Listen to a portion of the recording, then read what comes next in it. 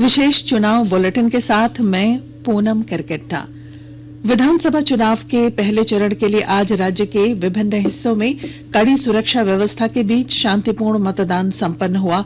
इस चरण में 73 महिलाओं सहित 683 उम्मीदवारों के राजनीतिक भाग्य का फैसला मतदाताओं ने कर दिया है। लोकतंत्र के महापर्व में आम और खास सभी की भागीदारी देखी गई। राज्य के 15 जिलों में दिन भर मतदान को लेकर गुलजार रहा। ग्रामीण और नक्सल प्रभावित क्षेत्रों में भी वोटरों ने भयमुक्त होकर मतदान किया। राज्य निर्वाचन चुनाव आयोग की ओर से मतदाताओं को आकर्षित करने के लिए कई मॉडल बूथ बनाए गए थे। आज के मतदान के साथ ही राज्य की 81 में से आधे से अधिक सीटों के लिए जनता का जनादेश ईवीएम में कैद हो गया है और नतीजे 23 नवंबर को घोषित होंगे। निर्वाचन आयोग की ओर से जारी प्रारंभिक आंकड़ों के अनुसार 64.86% मतदाताओं ने अपने मताधिकार का प्रयोग किया है। पहले चरण के विधानसभा चुनाव में 683 प्रत्याशी चुनावी मैदान में हैं।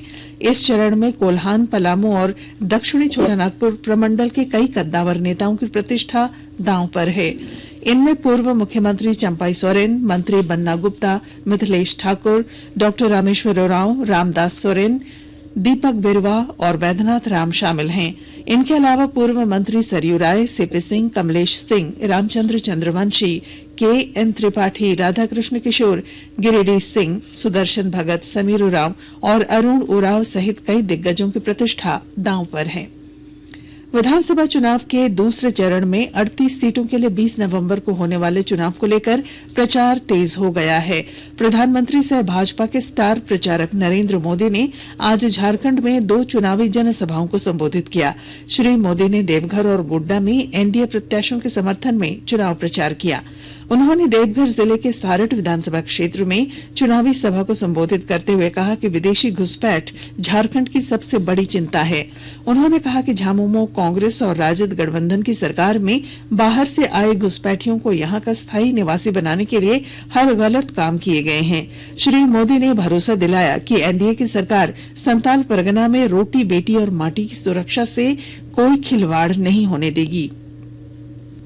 उधर इंडी गठबंधन ने दूसरे चरण के चुनाव को लेकर प्रचार में जोर लगा दिया है। झामुमो की ओर से मुख्यमंत्री से पार्टी के कार्यकारी अध्यक्ष हेमंत सोरेन ने मोर्चा संभाल रखा है। श्री सोरेन ने आज सिंदरी और बाघमारा में इंडी गठबंधन के प्रत्याशियों के समर्थन में चुनाव प्रचार किया। इस दौरान उन्होंने भाजपा और आरएसएस पर आरक्षण को खत्म करने का आरोप लगाया। पाकुड़ जिले के महेशपुर पार्टी प्रत्याशी के समर्थन में चुनावी सभा को संबोधित करते हुए झामुमो नेत्री कल्पना सोरेन ने इंडी गठबंधन सरकार की उपलब्धियां गिनाई और केंद्र सरकार तथा भारतीय जनता पार्टी पर नकारात्मक राजनीति करने का आरोप लगाया। उन्होंने कहा कि आदिवासियों के मान, सम्मान, संस्कृति, सभ्यता को खत्म करने की साजिश भारतीय जनता पार्टी रच रही है, जिसमें उसे कोई सफलता नहीं मिलेगी।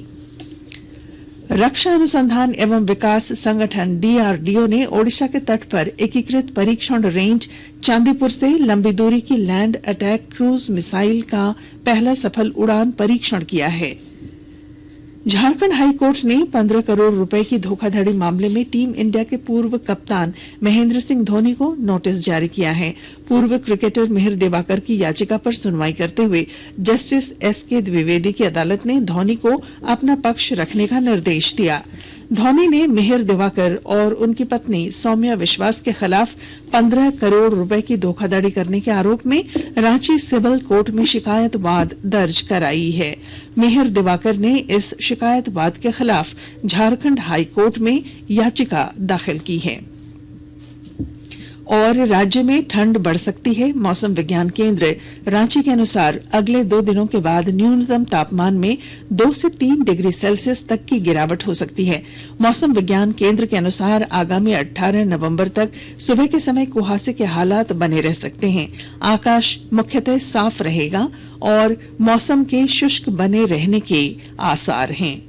और इसके साथ ही ये विशेष चुनाव बुलेटिन समाप्त हुआ।